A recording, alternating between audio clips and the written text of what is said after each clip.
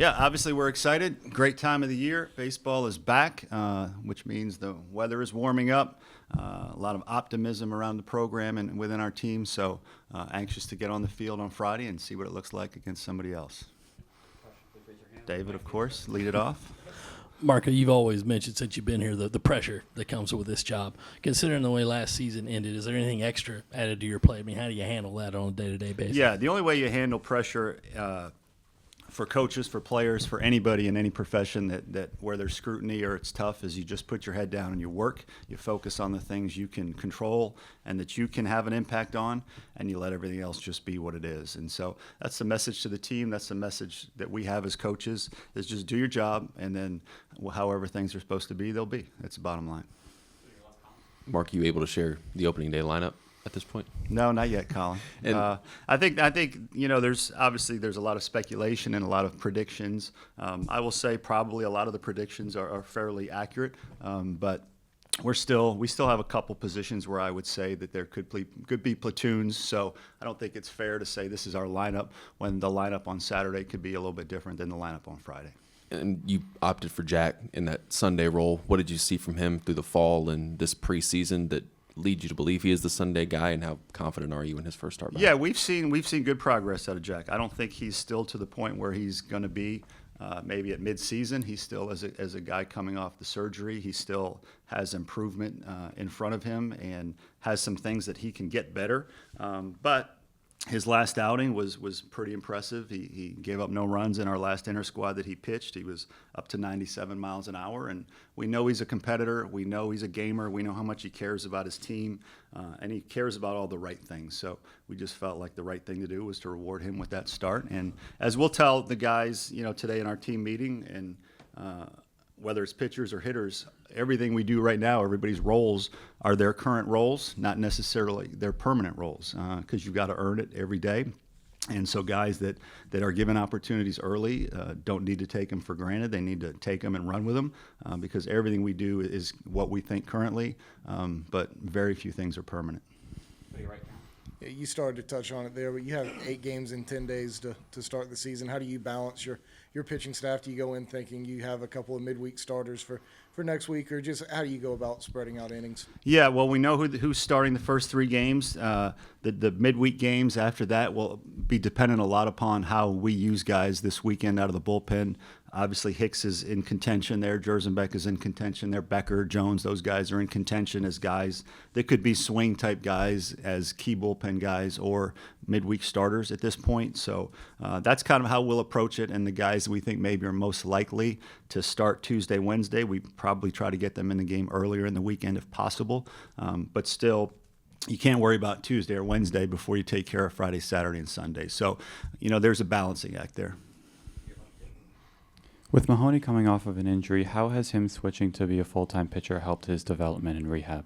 I think it just has given him a chance to really focus on one thing, and that's being the best pitcher he can be. Before, he was trying to figure out how to be a pitcher, how to be a hitter, how to be a base runner, all those things. And so when you spread yourself that thin, it just makes it a little bit harder to be great at the one thing that you have decided you want to be. And I think scouts, coaches, players, everybody saw that his best long-term position would be on the mound because he's so talented there. And so I think just the fact that he's had a chance to put all his focus there has sped up his progress. With Braylon at shortstop, how have you seen him progress from this point last year when he clearly wasn't the shortstop to now when he clearly is a shortstop? And how good do you feel about him and what he's been able to do coming into this season? Yeah, well, I feel great about him. And the comparison is night and day, John. I mean, it's last year at this time we thought, okay, he's a very good second baseman, but his arm needs to be on the right side of the field. And but for whatever reason, he came back after he decided to come back and forego the draft. After being drafted by the Phillies, he came back on a mission that he wanted an opportunity to be the shortstop.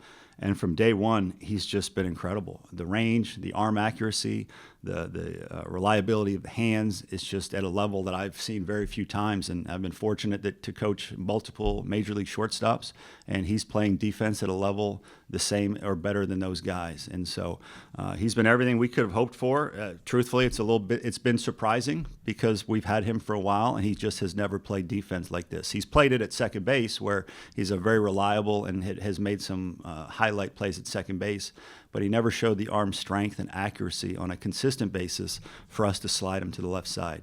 This year he's done that. You didn't get to see Caleb Denny in the fall, but now that you have watched him in scrimmages, I know he hit a couple homers. How do you kind of feel like he's progressed since he got to campus, and where do you see him fitting in?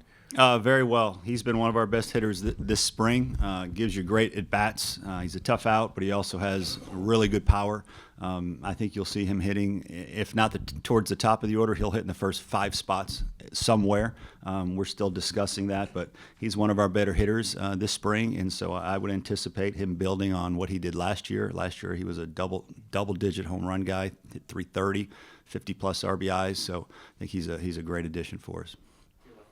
How good has the competition been throughout the spring with guys battling for different positions and, guys battling for roster spots, in the bullpen or rotation or, whatever you may have it? It's been very good, and the one thing we know that I heard a good friend of mine, Gino Damari from Miami, talk this week, and he said, as they're competing in the spring in practice, it's all great because they all get to play every day and they're competing hard with and against each other. Starting Friday, we have to split that in half, and only half the guys get to be in the lineup. So I think that part of it will be a challenge just for the guys handling disappointment that maybe they're not playing as much as they want to right now. But what we hope is that they take the right attitude, and the guys that aren't playing continue to work to get in the lineups to push the guys that are getting that opportunity. And like I mentioned before, everything we're doing is current, not necessarily permanent. You mentioned a couple positions you might platoon, especially early in the season at third base and catcher. How do you kind of evaluate those two going into opening weekend? And are those two spots that you might trial and error, maybe a few guys there over the course of the first few Well, games? you could see some different things, and a platoon is not necessarily always a one-for-one at a position. In other words, let's use Brewer in right field, for example. He may be in a platoon with a different position rather than right field. So you may see, third base is a position where we have a number of guys trying to get that playing time. And so if we face a lefty or a righty, that may determine we bring a lefty out. This guy goes to play third, which means if a Carson Horning is DHing, he may go to the outfield, which may slide a guy there. So there are a lot of moving pieces. You mentioned the catching position. Messina and LeCroy are both more than capable of being in the lineup offensively and defensively every day, and they probably will be. So we didn't necessarily always feel that would be the case, but they both developed really well. They both deserve to be on defense and in the lineup every day. So that could affect potentially the third base position or the first base position, because on days Messina catches, maybe LeCroy's at third, Cassis is at first base, and a Horning may be DHing. But when you want to put LeCroy behind the plate, Messina has to go somewhere. Maybe it's to first base. Maybe Cassis goes to DH. Maybe Horning goes to the outfield. And so Brewer, by extension, is affected there. So it's not always just a one-for-one platoon. It's this piece might affect 3 other pieces in the lineup. So that's why, as coaches, we're having conversations every day. If this, then that. If this happens, what does this move mean? So it's something we talk about all the time. Thank you. I've got 2 for you.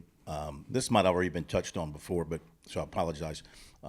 Who's going to be your base coaches? How's that going to line up? Wingo at third, and Alec Boychuk, our student assistant coach, will be at first.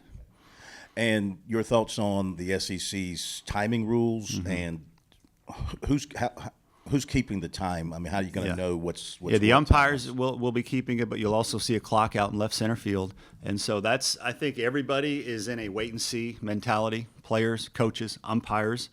I think you'll see some umpires really enforce that very strictly, and I think you'll see some umpires give you a little bit more time to account for it or adjust to it. I think we just have to figure it out as we go. Our guys have been explaining the rules. They know, there's a certain number of pickoffs. You get 1 reset at a batter. It's 20 seconds per batter. Now the pitching coaches even have a time that they have to get their mound visit on and off. The hitter has to be within the batter's box within 10 seconds and set and ready to go. So there's a lot of nuances to it that I think everybody in the game will have to just figure it out as we go. Clock, is it the one that's already out? Yes. No, same. Two more for you as well, but the closer. Who you guys pay extra for double the questions? I slide Ken a $10 bill and make it work. With the closer position, I know bullpen roles are still kind of being defined. Who do you look at as maybe some of those back end guys from what you've seen through these preseason scrimmages? Yeah, great question. Again, we're looking at it. Most topics we look at from more than one angle. And so one angle when you look at the back of the bullpen is who are the incumbents, who are the guys that have done it for you in the past. Obviously, Kate Austin has had a lot of great moments for us in the back of the bullpen. Nick Proctor is a guy we brought in from California that has been really effective in the back of the bullpen. And so you kind of know where their level is in terms of what they've done for you in the past. But you also balance that with who else do we have that might even do that well or take it even to a better level. And so we've talked about Becker, we've talked about Dursenbeck. All those guys are in contention, for guys that may be finishing out the game. We're not ready to name a pure one-inning closer right now. I think we have too many guys that are capable of doing it, and then we just need to see what it looks like when the lights go on, because it could be any of those guys. You mentioned doing a bunch of team building stuff and the Sanders, Mahoneys, Halls, Wimmers of the world taking on leadership roles. Where are you in terms of your comfortability with this leadership group going into this season? Very good, very good. Again, from day one, we've told them, coaches, we want to feed this thing, but the players, you're going to have to lead it. All good teams have good, strong locker rooms, have guys that hold each other accountable. As coaches, you enforce your rules and make sure that everything's being done right, but you want your messages to be echoed in the locker room, and you want guys to rely on each other in the locker room, on the field. That's how all the great teams are. I'm sure Wingo and Morales and Roth and those guys, they all held each other accountable. Coach Tanner was kind of there at the top to make sure that everything was running appropriately, but in that locker room, those guys were pushing each other, and that's what we want, and I feel good about those guys that you've mentioned, on top of Noah Hall as well, and there are others. Far right, Richard. Are T and the kids excited about the season? I know that the kids are getting older and they've got their own sports going on, but what's their support like during the grind of the college baseball season? Yeah, good question. That's the first time my family's been asked about here, so you must be writing that article that I heard about. No, as coaches, you better have great wives. First of all, wives that understand why you're always away, why you come home stressed out sometimes, why you're distracted at the dinner table and thinking about other things and not being present. So our families, I speak, I think, on behalf of all the coaches here. We have great wives and great families that they may not love what we do, but they sure as heck are great support systems for us. And so it's up to us as coaches to try to separate the two when we do go home, and that's always easier said than done. But I can speak for my wife. I'm blessed with my wife and the support she's always given me, and same with our kids. And I know our other coaches feel the same. Mark, I believe you guys were one over the roster limit. Are y'all down to size? Yes, we are. We turned in the final roster today, and there's nothing of note there. Connor Furman is actually going to have a knee procedure, which gives our roster a waiver. So technically there are no cuts that we had to make because of that. And really off topic here, but back in the fall, I asked you about walk-up music. Yeah. When you played or as you've coached, what did you use as a player, if you did, and what were your most memorable ones that you've heard as a coach? Memorable. There's so many memorable. So sometimes you love them, sometimes you hate them, sometimes you roll your eyes at them. The last walk-up song I remember having, I had a couple. I remember there was a song called "Coming Home" from Kiss, which it was kind of cheesy. Love Rolling Stones. What was the song that was in The Departed from the Rolling Stones? Somebody help me out here. Come on. Once you figure it out, you can put that in your article. I don't know. I'll figure it out. It's on my phone. But there was a Rolling Stones that I thought had a really good hook to it. I'll have a two-parter for you. I'm sorry in advance. What's your favorite part about opening day? Favorite part about opening day is just getting to see a packed ballpark, getting to see the decorations that go up, getting to see the excitement in our players' faces, knowing that everything they worked for the last 9 months, they're getting to now go on the field and see their improvements and see the new excitement, just to see what it all looks like, and with that comes, okay, we'll have to make adjustments as we go, but I just love opening day because it means spring is here. It means you get to watch your guys really be happy about all the work they've put in. And then what are your thoughts on the celebratory props that you guys have had over the years with the scythe and the coonskin cap last year? Well, if the guys like it, I mean, again, I've been asked this question, how have I changed over the years? I think I've been a little bit more relaxed in those things. I used to be very much a micromanager, and we're going to do things, very old school. And so I still believe in the old school values and ethics and all those things, but I'm not against letting the guys have a little fun and be loose and enjoy their time. So as long as it's within reason, it doesn't disrespect the game or the opponent or the umpires, I've gotten a little bit more relaxed in those areas.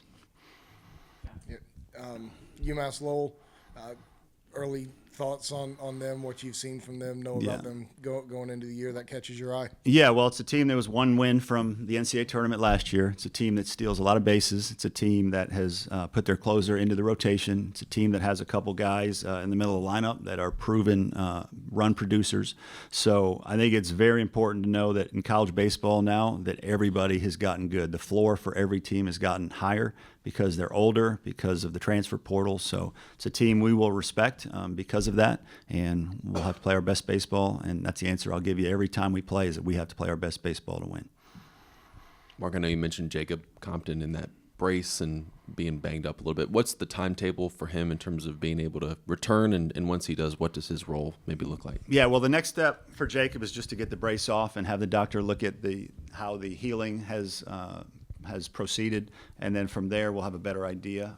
I'm hoping maybe a month from now he's swinging the bat and itching to try to get some playing time, but we're still a little bit of ways from knowing that for sure.